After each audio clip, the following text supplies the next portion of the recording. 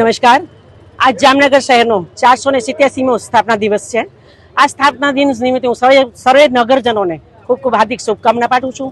તેમજ આજરોજ સવારે હેરિટેજ વોક તેમજ દરેક સ્થળ જે છે આપણી પ્રતિમાઓ છે આપણા જામ સાહેબશ્રીઓની તે દરેક પ્રતિમાઓને હાથતોલા કરવામાં આવેલા છે।